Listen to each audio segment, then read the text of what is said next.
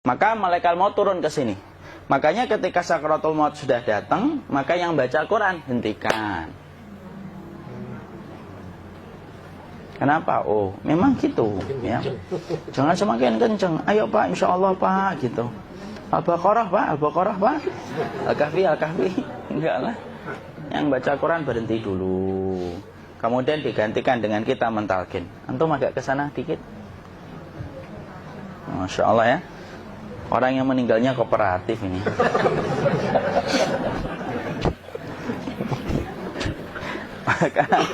maka agak ke sini ya. Maka disunahkan kita untuk mentalkinnya. Nanti ketika mentalkin jangan terlalu sering, jangan terlalu membebani. Jangan terlalu sering itu la ilaha illallah, la ilaha illallah. Tidak gitulah. Berat nanti dia ngerasakan. Di situ Imam Qurtubi juga menyampaikan, jangan terlalu sering karena itu memberatkan dadanya. Jadi ketika mentalkin saya sampaikan, boleh diganti atau enggak Ustadz? Enggak lah, talkin itu ibadah. Ibadah itu tauqifiyah. Tauqifiyah itu enggak usah diganti. Karena Rasulullah mengatakan lakinu ala mautakum la ilaha illallah. Talkin orang yang meninggal di antara kalian dengan la ilaha illallah. Enggak usah diganti Allah Ustadz yang lebih singkat, lebih pendek. Enggak usah. Subhanallah Ustadz, enggak usah. Kenapa? Karena talqin sudah ditetapkan ucapannya oleh Nabi, begitulah kita mencontohnya. Jadi tidak usah diganti. Cara mentalqin, jadi kalau keadaan sudah tenang, tolong kalau sudah sakaratul maut jangan ditinggalkan. Karena sesungguhnya pertempuran setan itu pada detik-detik kematian semacam ini. Dan betul-betul berusaha untuk menjadikan dia murtad. Nanti makanya di situ di buku nanti dibahas kan, pertempuran setan itu sampai detik-detik orang mau mati itu sudah ayo kufur, murtad aja tuh, kamu sakit kan? Nah, itu kayak gitu. Makanya jangan ditinggal. Capek gitu kok nggak meninggal gitu ya. Udah gantian mas. Dan jangan kemudian meninggalkannya. Mangkat dulu gitu. Enggak lah, janganlah. Terus ditampingi terus. Kalau bisa ya sudahlah, berikan waktunya kita untuk sementara waktu itu betul-betul berkhidmah kepada orang yang kita cintai terakhir kalinya. Cara kita kemudian mentalkin adalah, yaitu adalah di sebelah kanannya la ilaha illallah. Biarkan dia mencerna dulu, tidak usah buru-buru kemudian kita langsung nimpali lagi. Dia mencerna dulu sembari kita doakan, peluk, ya Allah dimudahkan gitu. Kalau ada orang yang bisa ngucapin la ilaha illallah, itu siapa yang memberikan itu Ustaz? Yang memberikan kekuatan Allah Pak. Karena ngomong aduh aja sudah tidak mampu. Makanya Allah berfirman dalam surat Ibrahim, yusabbitullahu alladhina amanu bil qawli tsabit fil hayatid dunya wa fil akhirah. Allah teguhkan perkataan orang yang beriman dalam kehidupan dunia dan akhirat. Dunia itu ya ketika menjelang kematiannya. Makanya dia bisa ngomong la ilaha illallah. Sebenarnya ngomong aduh aja udah gak mampu. Kalau bisa ngomong, dia pasti ngomong aduhnya dulu. Tapi Allah yang menggerakkan. Ngomong la ilaha illallah. Makanya mangkana akhiru kalamihi la ilaha illallah dakhalal jannah. Barang siapa akhir kalamnya itu adalah la ilaha illallah, pasti masuk surga. Makanya kita lagi la ilaha illallah. Dah. Cerah dulu. Enggak usah minta diburu-buru ya. Enggak usah gini. Ayo la ilaha illallah. Ayo.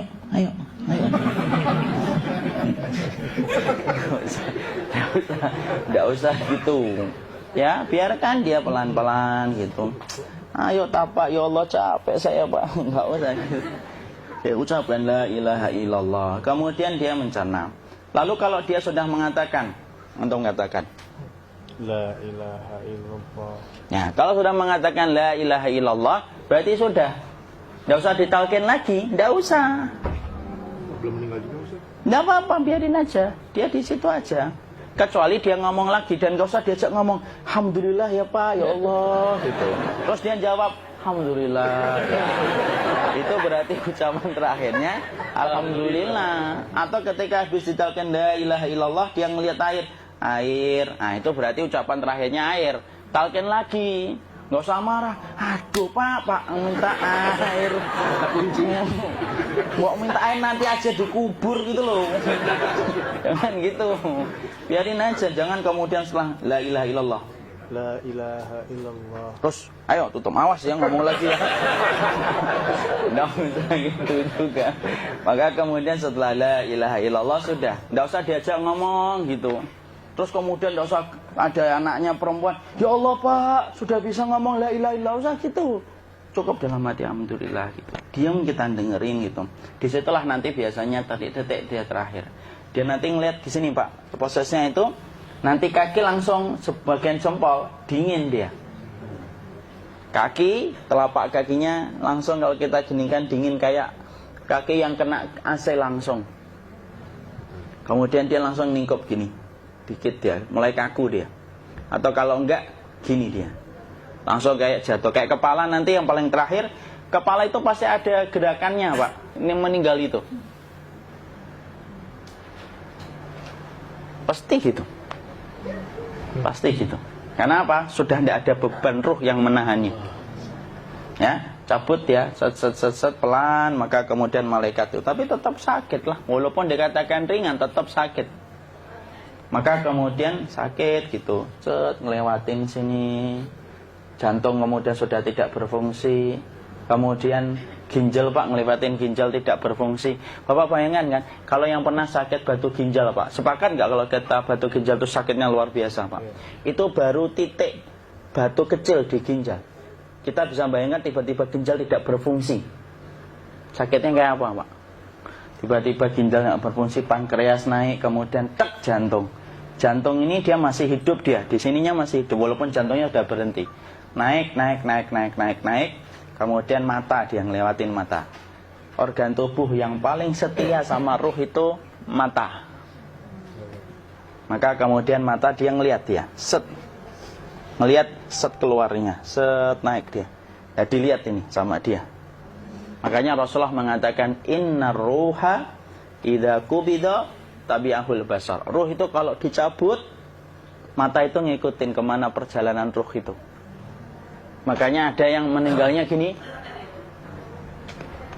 Ya itu bukan tanda su'ul khatimah. Itu tanda fitrahnya mata ngikutin ruh. Atau kemudian bukanya sedikit. Ada yang kayak senyum Pak. Ada yang kesini yang keringetan. Nah, itu tanda husnul khatimah. Ada yang senyum. Jadi sakitnya setelah selesai itu plong gitu. Makanya kemudian ada yang tersenyum. Maka itu tanda. Kalau kita ngelihat orang yang membuka mata kayak gini, tidak usah takut. Cepat-cepat kemudian kita nanti tutup. Biasanya kalau terlalu lama, itulah yang menjadikan ini tidak bisa ditutup. Makanya harus pakai kapas akhirnya. Karena apa? Karena pas meninggal nggak langsung ditutup. Biasanya karena perawat takut, dokternya juga nggak tahu itu, dibiarin itu. Makanya ada beberapa mata yang ditutup pakai tensoplas kan? Sebenarnya kalau langsung bisa nutup dia, fitrahnya nutup mata itu. Jadi kemudian kita baca Allahumma firlahu warhamhu wa'afihi wa'fuanhu atau bismillah wassalatu wassalamu ala rasulillah, tutup. Bismillah. Tidak usah takut. Kecuali buka lagi ya, ini baru kita kabur bareng. Kalau buka lagi Pak, Insya Allah Pak, ya Allah ya kita kabur bareng-bareng Pak. Diusap Pak, diusap gini. Enggak disenggol gini enggak. Begini kan, sudah meninggal dunia.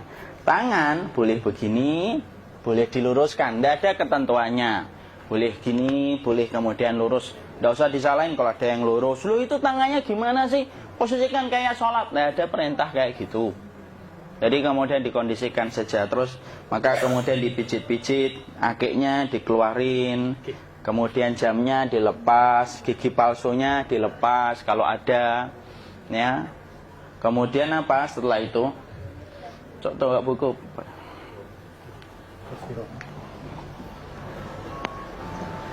Kemudian kalau bisa awal-awal kemudian taruh buku atau sesuatu yang agak berat di perutnya ketika baru meninggal dunia. Kenapa kemudian ditaruh kayak gini? Bukan apa-apa, supaya membantu sisa-sisa pencernaan dia untuk keluar. Nanti Pak, biasanya kalau kita taruh agak yang berat gini atau kemudian kita gini-gini kan, ini udah makan belum Maki? Udah makan belum makan kok udah gede ya? Maka pencet-pencet kayak gini biasanya nanti ketika dimandikan, nah pas dimandikan diginikan saja. Aduh. Nah ini dia sudah keluar di belakang, dia gini. Terus nanti keluar dia. Nah ini keluar langsung di belakangnya. Dan memperlakukan orang kalau sudah meninggal dunia itu yang lembut gitu. Kenapa? Inna kasra admil mayyiti kakasri admil hayyi. Mematahkan tulangnya ketika orang sudah meninggal dunia itu lebih dia rasakan sakit ketika mati daripada ketika masih hidup. Tuh Islam itu sampai sama orang mukmin itu kalau sudah meninggal aja sampai selembut itu. Kok hidup kasar itu kebangetan dia jadi orang itu. Mau sampai orang mati itu kemudian disuruh yang lembut, kalau ada aib disuruh nutup, tidak boleh diceritain. Misalkan di belakangnya beliau ini ada tompel, gagah-gagah tompelnya gede gitu, tidak boleh cerita. Masya Allah loh, sampai segitunya sunnah itu ngajarin kita untuk nutup aib. Kalau ada orang belajar sunnah sukanya buka aib, nyari-nyari kesalahan orang, sunnah yang mana dia pelajari itu saya bingung. Makanya kemudian gini, setelah selesai maka kemudian tutup dengan kain. Maaf ya akhi. Ya. Nanti kalau nggak kuat napas ngomong ya. Maka ditutup kayak gini, ditempatkan kemudian jangan di tanah tapi di atas dipan. Karena apa?